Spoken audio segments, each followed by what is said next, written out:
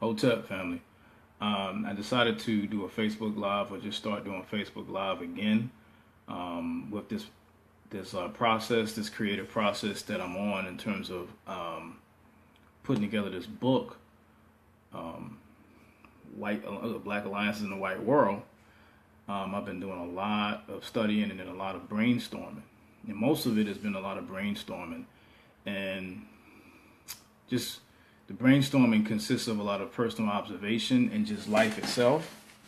So a lot of what you may read whenever you do get a chance to read it is basically a cognitive view of what this society is and what we as African people are living in. And I have it's a separate chapter within the book. It's a separate chapter within the book called The House, and I have other chapters too. It's called called Extra, and some other chapters as well. They're like almost like extra. It's like you buy an album, and you might buy an album that has like bonus songs or whatever, and that's what those are really like almost bonus songs, but they're bonus chapters, and they're while reading the book you'll it's like hitting, but you'll catch it. So there's a chapter, as I stated, called The House.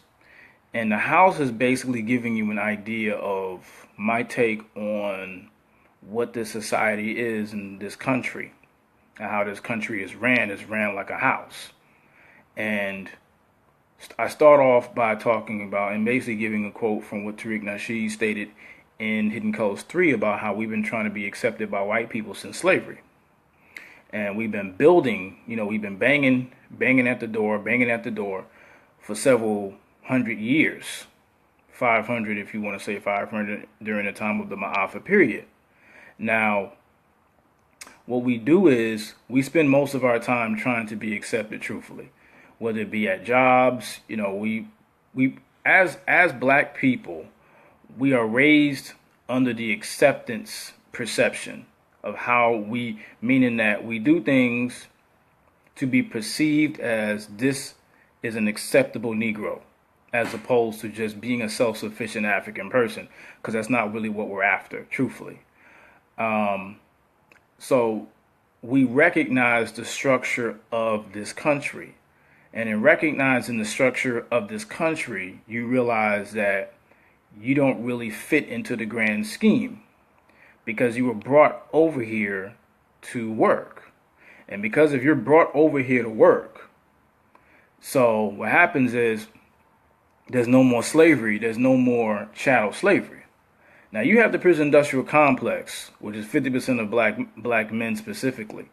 But on a real level, we really don't have a place. So when you can no longer be subjugated on a physical level, like on a broader grand scale like we was up until 1864, 1865, whichever one you want to use, what happens is that we're out of place. And so we're still trying to find a place to fit inside of their house. See, you go back to slavery, you have the slave house, you have slave quarters and you have the slave house, the master's house. And you had slaves that aspired to be inside of the house, right? They were in the field and they aspired to be inside of the house. And what happens is that you have different mechanisms that's created in the mind of oppression. So you had some slaves who wanted to be inside the house, and you had some slaves like, fuck that, I'm going to burn the house down. But you had a good amount of slaves who wanted to be inside of the house. So those that were able to make it inside the house got acclimated into the system of being a part of the situation. So what happens is when slavery is over, the mindset, oh, peace goddess Nia. What happens is that the mindset doesn't change of the white race. All they did was just carry it over. That's all they really did was just carry it over. And so you got to understand is that the way I explain it in the book is that this house that you call America is just that. It's ran like a slave house. And we are still slaves to them because we're treated a certain type of way. Treated a certain type of way on one end, but then on the other end, what happens is white people treat it like, look, this is a house. This country is a house, and you got to understand there are house rules. So what we began to do, so before I even go to what we began to do, you have, after post-slavery, you had periods where you had black codes and all those other things where you have to keep your slaves in line. You can no longer, you don't have them in chains anymore, but you need to create a way where they don't truly go out of their way to become fully free. Oh, I'm still writing the book now, sister. It's still in the process now, but it's like basically it's halfway done, so still doing it. But yeah, that's the whole process is to keep your slaves in line through house rules. Even if it's not a house that you see, the reality is when you're living inside of this country, you're living inside of the house that we built. We built this house. We were brought over here to build something. We built the house, and now we're living. What we're trying to do is we're trying to live inside of the house peacefully and comfortably.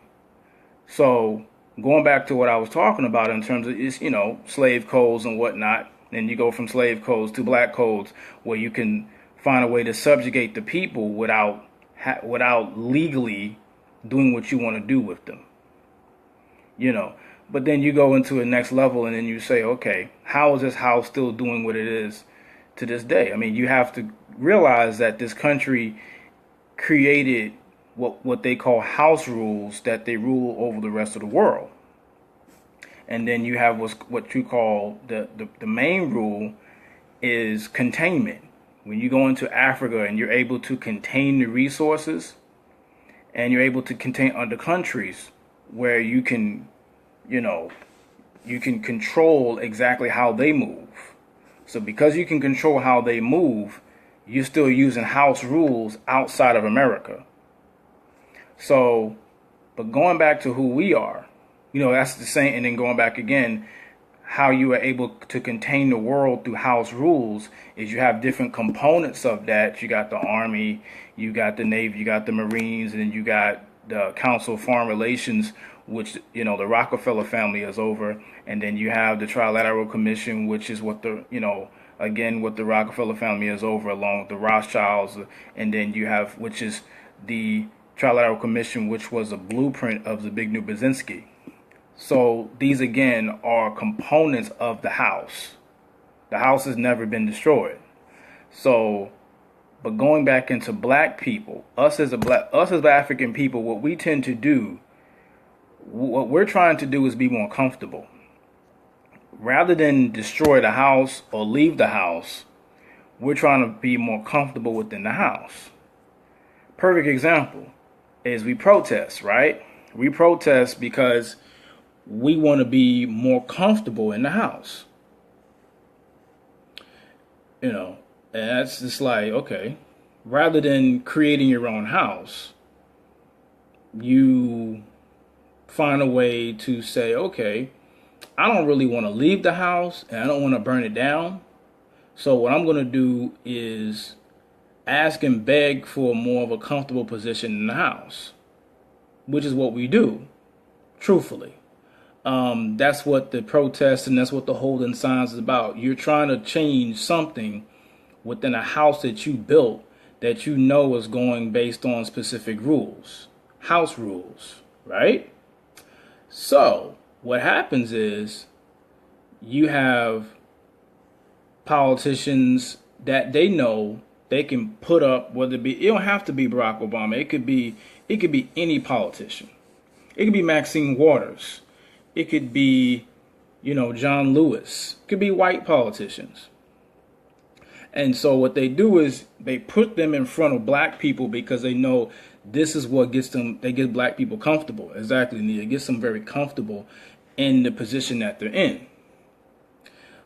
Instead of just saying, these niggas ain't trying to end this house either, why am I listening to them? No, I don't do that. So what we do is we continue to vote. Whereas what voting really represents is you think that within the house, someone who is a part of keeping the natural order of the house together is going to help you get out of the house. Don't matter who it is. And I was talking about that in the book. I was like, okay, it's funny how Bill Clinton, with everything that he did before and after he got elected into office, I mean, he really went hard on black people, and we didn't even do our research because we're not logical thinkers, we're emotional thinkers as black people. It's the truth. Whether you want to accept it or not, it's the truth. So what we do is, in the political process, we come to vote because we think that's going to change the house. You're in their house. You asked to be in their house. You got the civil rights movement to be in their house. Dr. King, and sat up and fought for the right to be in their house. Not to burn that house down, but to have more of a comfortable position in the house. So you change your thought process from what Marcus Garvey wanted to do, which was say, hey, let's go back to our own, or let's create and let's leave this alone. So you couldn't do that. You didn't want to do that. That's why you went with Du Bois, right? So then you left that process and you said, to hell with that. I want to live in the house. I want to be accepted in the house. Even though this house is built on slave money and it's built on the backs of you as a black person, your ancestors, you want more of a comfortable position in the house. Just think about that for a moment. Black people don't want to burn this motherfucker down. Black people don't want to leave this house. They just want more comfort. That's it. Because let's just be honest with ourselves. What if Trayvon Martin never happened? What if Sandra Bland never happened? What if Mike Brown never happened? What if the sisters who've been, pulled out of their house, raped by cops and things like that? What if all of that never happened? None of it. See, all this black aggression and black organizations, a lot of them started in 2012. Really around 2013, right after the Trayvon Martin verdict came out and George Zimmerman was set free, right? So then black people just immediately just woke up and like, wow, so we are still under racism. But prior to that, you had no problem with what was going on. You had no problem with a prison industrial complex, which is a part of the house, which they have to keep slavery going in some form. You had no problem with stop and frisk, which contributes to slavery in America. And it's funny when you see the Libya situation going on and black people are outraged about it, but you're not outraged about 50% of black males housed in the prison industrial complex. Very few of us talk about that online. It's kind of funny. And there's very few books written about it other than Michelle Alexander's book, the only sister who actually wrote about it. Dr. Welsing talks about it, but, all praise to the ancestor of Dr. Welsing. But it's really funny is that if these situations, and then the Corrine Gaines situation, what was funny, Corrine Gaines divided a lot of black people. She was stupid. She put her kid in danger. It was this, it was this, it was this. So when you have different situations that happen, the slave mechanism comes out of us at different times. We don't know how to respond to it. Or when we do respond to certain things, we respond to it from, you never know what type of slave comes out of black people at times. You never know what you're going to get. So a lot of times it's best to just sit back and watch. Just to see exactly what we wanted, exactly what's the real aim of our people. We don't have a real agenda at all. That's why every time you turn around, when it's time that we talk about revolution, because revolution, part of revolution is to be uncomfortable. And if you are not being uncomfortable, what happens is that whites can always come in and bribe you and change your position. And side note, I also wrote this is chapter called Extra, and Extra. I'm just basically giving you it's parts of it's different things I'm talking about that's not in the regular chapters again, and I go into the part about Ice-T when he made the book, not the book, but the song called Cop Killer. And you remember that song. I want people, whoever's looking at this, whatever time you look at it, reference the song Cop Killer online. Most of us know exactly what that song's about. See, most people know about Ice-T from SVU, but they forget about the rapper prior to 1994. If you go online, you do your research, you realize that Cop Killer was a song that was scaring white people. Whether you like him or not, is doesn't really make a difference at all. But the music represented white fear. Why? Because that song came out during a time of, you had Daryl Gates, who was over LAPD, who was basically saying fuck black people, and then you had, who else? The Rodney King situation happened. Then you had the young sister who was shot in the back of the head in the Korean store. All these situations happened, and black people were paying attention. I mean, white people were paying attention, excuse me. They were saying, what is the next move? What's the next frame that white people are going to move? That black people are going to move, excuse me. And so you got to realize, white people look at frames ahead. We don't look at frames ahead. We think of a frame in front of us. Let's just take care of this frame that we see. White people are looking at situations from a chess standpoint. That's why if you go back, there was such an outrage about that song. And Warner Brothers was pressured to remove the song. At first, Ice-T wasn't going to pull that song. So I'm not pulling that song. This song was based on black rage from Rodney King, police brutality. Because he wrote the song. He actually wrote the song prior to the Rodney King riots. I'm just going to say the 92 riots, because it really wasn't just based on Rodney King. If you do your research, there's documentaries on Netflix that give you a really good idea. From 82 to 92, there was a powder keg and it just exploded. But if you really go online and you really pay attention, just do your research, it scared white people to see black people go in the streets and beat the shit out of white people. I keep forgetting, it's a documentary. It's called 82 to 92. Go look this up when you all get a chance. Look up the documentary. It's called 82 to 92, and it talks about it talks about the fact that all these situations was going on. You had all these black people, black men, and they knew them specifically by name, because these black men were getting sent to prison. Those that were getting caught, I'm talking about the ones during the riots that were just beating down white people in the street. They were just stomping on their heads. It was funny to me. I was like, "It's funny." You had Reginald Denny. I mean, he literally cracked this parasite skull. I mean, it was like, "Ugh!" It was funny. It was funny to see it. She was funny to me. But white people were scared. So when Cop Killer came out, what they were thinking was, "Shit, we had to deal with this in LA. Imagine what we would have to deal with if this song was to spread for years to come. That it would ignite more violence amongst black people. That black people were going to start to retaliate against white people. Not just white because you pay attention, the Rodney King riots, they wasn't just beating up cops. They were beating up white people. And that was like, whoa, this is a lot. You follow? This is a lot right here. I don't know about. So white people were scared. They were scared. They were scared out their ass. And they were like, we need to, and they thought of frames ahead.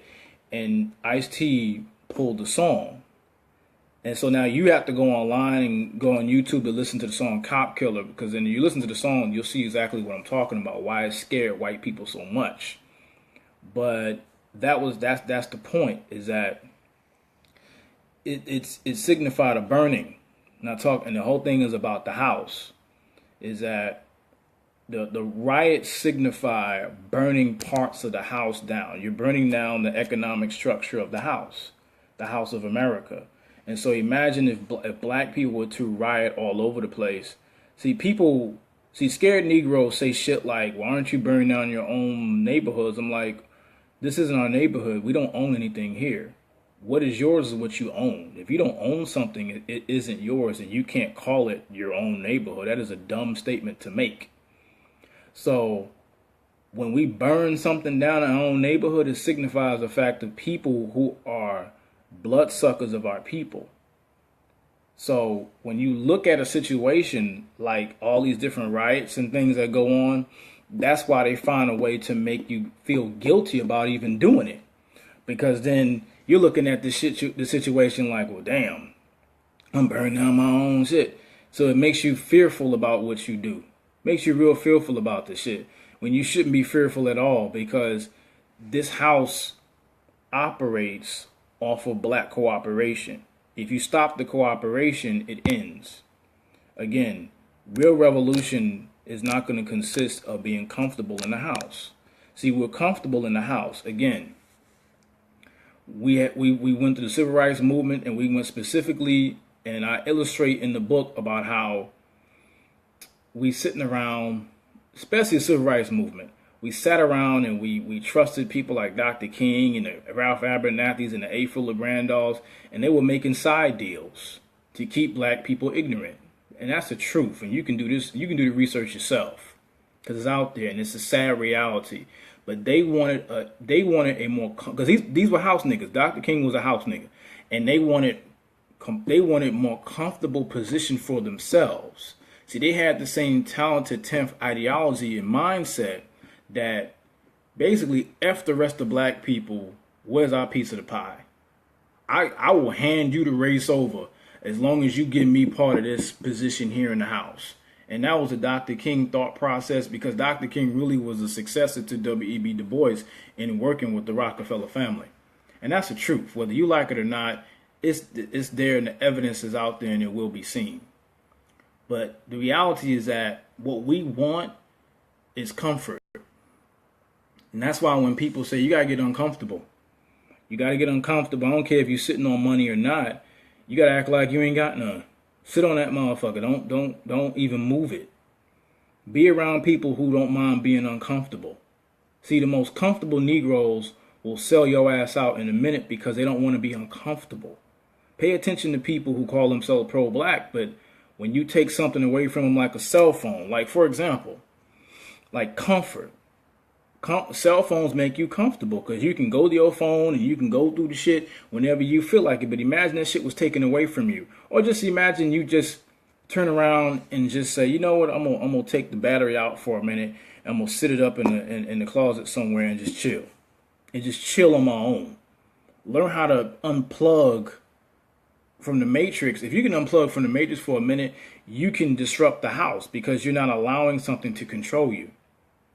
So you got to understand something. Again, this country is ran like a house, like a slave quarter. It's not really a slave. Well, we're in, because our slave quarters is the hood, because the hood is still ran like a plantation. The only difference is you got foreigners who come into our neighborhood, as we want to say and they set up and they continue to bleed the resources, which is capital, from us. But our neighborhood is still a slave quarters, if you want to be honest. It truly is. We just don't want to accept it. Most of what we do as black people is we respond from a slave thought process. That's why most of the time when you talk to black people about serious shit, we start laughing like it's funny. We take everything for a joke. And that's the problem. Is that when you're around black people, most of the time you got to make jokes. If you don't make jokes, people get uncomfortable. If you ain't smiling, people are uncomfortable with you. You're negative. You're toxic. You're this, you're that. As opposed to saying, I'm just not in a mood. We still slaves. We still slaves regardless of whether you want to see it or not. We still slaves under this house of white domination and white terror. That's the truth. Our women are still being treated a certain type of way. They're still being objectified, whether you see them in the streets, or whether you see them on Instagram, or whether you see them in pornography, or whether you see them in strip clubs. It is what it is. It's still African women being objectified. We have to call out the situations even within ourselves, and we got to be real with it. That our women and our children are being treated as if they're inside or they're still being on a plantation because they can get got by the white race whenever they feel like it, the parasites of the planet. And we don't want to see it like that. Because then the next, what's the solution, nigga? First of all, you got two options. You either gonna burn this house down or create your own house. See, the average person, I'm just gonna say black person because I don't the conscious community, like we're in like it's an elitist world and shit. That doesn't even exist. It's about comfort. If you can get an individual uncomfortable, it's like a crazy person. Crazy people are uncomfortable all the time because they're in their own world that they created for themselves. Crazy people are like the main people you should be thinking about, that all of a sudden you at a Trump rally, or not a Trump rally, excuse me, but you're at like a conference and Trump is talking and you got a crazy person with you and you push him on the podium and you create a riot. That might be funny to some people, but that's facts. See, black people are apprehensive about every move that they make because they don't want to upset white people. And then it'll be, oh, nigga, you ain't shit. No, it's the truth. Most of our responses are based on not upsetting white people. And then it transfers over when we go inside of the Arab stores or around Arab people. Now we don't want to upset Arab people. Then you go into the Asian stores. Now we don't want to upset Asian people. Then we go into the Latina stores. Now we don't want to upset Latina people or our Latina friends, right?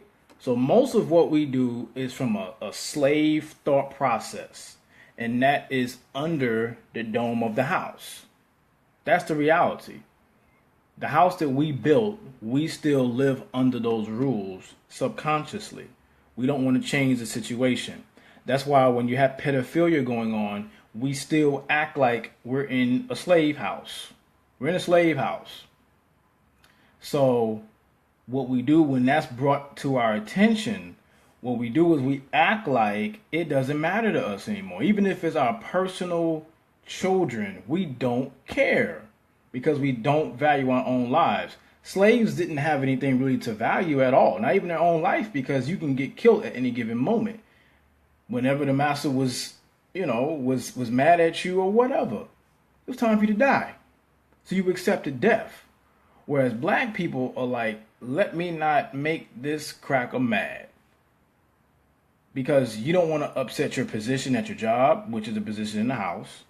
You don't want to upset your position with your white friends. Because every black person in some form got a white friend that you smile extra hard for. Ain't that what we do? 9 times out of 10, we find somebody, because black people get extra animated when they're around other races, not just white people. When they're around other races of people, black people get extra animated. That smile gets extra big. You make sure your facial hair and your hair is neatly trimmed and primped, right? So we're comfortable. That creates the comfort. You lose that job, now you're uncomfortable. That house don't look so good no more. That's why people come around, and the revolution to black people doesn't exist no more. That's why we don't talk about revolution. We talk about comfort. Our solution is economics. We got to have an economic base. I'm like, if your economic base is still around capitalism, under that system of capitalism that we pretty much built, then you're not really changing the structure. You're just a part of it. Again, when you have immigrants who come over to this country and they're amalgamated into the house, they are a part of the same system that oppresses African people in the country. They're just as much as your enemy is as white people are. You just don't want to accept that. So you find a way to befriend these individuals or these groups. That's why they work in groups, and black people are individuals amongst themselves, because we're trying to find a more comfortable place within the house. You got to understand that, because again, we talk about house rules. That's how the house works. Is a house rule situation. We live in house rules, so therefore we know we got to go by what they want us to do in order for us to survive, in order for us to live. That's how we survive. We survive off of house rules. That's the truth. And that's why we talk about what is the solution. That's why you got people walking around here talking about flat earth. I'm not African, I'm American, I'm Hebrew, Moor, whatever the hell. All that is to run away from who you really are as an African person. And you can genetically tie yourself to who you are. That's the truth. You are not an American, because if you were truly an American, you wouldn't be getting subjugated. You can wear whatever headdress you want to wear on your head. You're going to still get beat up by white people. And the fact that you got to sign some papers and change your name to whatever the hell it is, and not even an original African name, it's something totally different other than what you are. You were trying to find a way, a mechanism within the house that you think you can change that house to, you want it's comfort, because you don't want to burn the house down, because then I'm gonna lose part of my investment. Black people are invested within the house. So what happens is someone says, we need to burn this motherfucker down. No, we don't. All of a sudden the house nigga come out of you. No, we don't. How dare you say that? That's when you start getting offensive towards massa. Not offensive towards massa, but you start defending the house. Because then someone's saying, I think this house needs to burn the fuck down, and the whole structure needs to be started all over again if we're going to stay here. So you got options. You got two options. Burn this house down based on a revolution, or revolt on a level of going to the next level and going into our own continent, which is Africa, and basically creating our own structure there, or getting comfortable with the people who are there who have the same mindset of an African Union as you. Because you're not going to win in this house by just sitting here and just reading books and looking at lectures, because at some point the lectures are going to have to stop. Me and the sister Neith Knight from the Blackest Truth have a lecture coming in January 20th. It's going to be a tag team lecture, and that may be my last lecture totally, because we're going to have to get serious about what we're about, man. You can't at some point, I can't come on here and just say, okay, blah, blah, blah, I'm deep, and then be done. And that's what most of us are doing as lecturers anyways. We're just trying to make money off of other people. And that's just all it really becomes, is just capital. We're just investors in the house, as opposed to saying so. Or people ask the right question and say, how do we destroy this house? Because if you truly were upset about what's happening to African people, you wouldn't want to be here anymore. Or you want to burn this motherfucker down, truthfully. See, black people find ways to not be mad. We find ways to not be sad about our oppression. We find little mechanisms and shit we run to so that we don't have to be depressed. That's why when we run around people and we find people who are depressed about their condition, because white supremacy creates different mental illnesses in African people, and no one wants to talk about that. They want to act like we're like He-Man invincible Negroes, and that shit is not real. That is not real. And so we have to find real purpose. I have no problem working with anybody who was against this house. I'm talking about our people. I ain't talking about no other race. Don't get it twisted. I'm talking about our people. I don't trust no other race except my own. But then I also know that there's enemies within our own race. That's the slave house mechanism that is created. Sorry. And it ain't going anywhere at all. And that's reality. So we have to make a decision as to what is going to be our step to ending the house. Because you're going to keep coming around people, and you got to ask people certain questions to see how serious they are about the house. And then one more thing, going back to the Ice-T thing. At some point, he cut a deal to get rid of the song Cop Killer. And it's very ironic how all of a sudden things changed in his life, because at that time, during the time of Cop Killer, he had a black wife. Ice-T really is a black man. As light as he is, he's black. But then all of a sudden, he flipped the script and started playing a cop. Played a cop in movies, then played a cop present day SVU, and has a white wife. Isn't that kind of funny how things changed? It's really funny how things change inside the house when you're faced with adversity, the first thing you do is change your tune. And this is what we do. That's just on an entertainment level. But we do the same thing every day. We just don't talk about it. And people don't like their business being put out there. That's why don't you talk about it. Just do your job. You know, the usual Negro thought process is you can put your finger in my face and tell me what I'm supposed to do. Because it's not really about truth with our people. We talk about, I see, when I go on Facebook, I see people quote Ma'at all the time. And it's kind of hilarious to me now, because it's not about Ma'at, it's not about truth or reciprocity, it's about comfort. If you are comfortable, you are cool with what the white man is doing to you. Period. Whether you like it or not. I'm not gonna, the thing is, I'm not gonna sit up with people on my posts and explain what I say, because you know exactly what I'm saying. What you're trying to do is run from it. It's the truth. You can run from it all day, but you're really running from a situation and it's still affecting your children. See, and then some people will say, well, why not just create a nation within a nation? That would work if you actually wanted to do so. A nation within a nation starts with unification. But we're not unified at all. We're not unified. I'm not talking about a singular organization of black people. I'm talking about black people as a whole. Because you can go in parts of Houston, New York, Chicago, Detroit, Atlanta, and you see immigrants that are nations within a nation. Well, because they came over here with unification and they got benefits that was totally against, I mean, it still was, remember that capital that was given to those immigrants was still slave money. We're sitting on slave money. The corporations are sitting on slave money and they work through slave money.